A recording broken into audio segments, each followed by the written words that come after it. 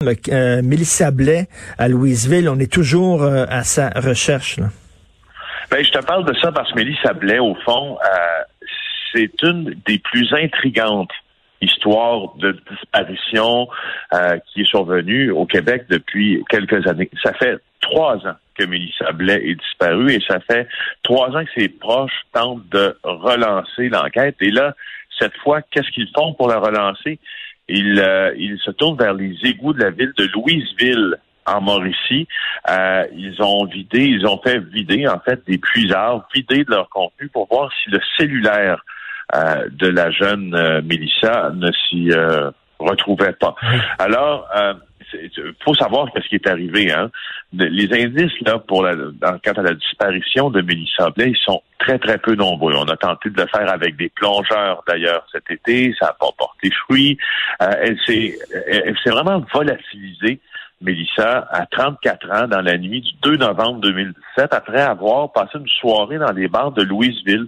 Elle y était allée avec un véhicule, sa Toyota Corolla noire, qui, elle non plus, n'a jamais été retracée. Et les gens qui, tu vois, là, il y a pour la police, en tout cas, quand on appelle la Sûreté du Québec dans le cas de la disparition de Mélissa Blais, c'est sûr que ils ne perdent pas espoir, mais ils s'attendent aussi, l'option du pire est évaluée.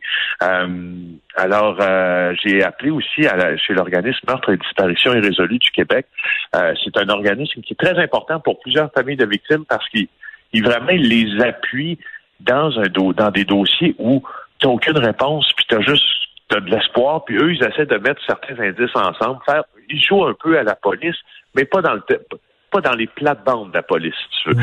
Ils jouent à la police, mais pas. Donc, c'est très intéressant ce qu'ils ont pu faire avec la famille de Mélissa Blais. Puis tu vois, plus les années avancent, plus on perd de l'espoir, mais plus on tente d'autres initiatives. Ben, ça me fait penser à M. Surprenant, exemple, et sa fille Julie, là. Tout à fait. Donc, on est en train de regarder là, dans les égouts, écoute, pour savoir si on pourrait pas trouver son cadavre.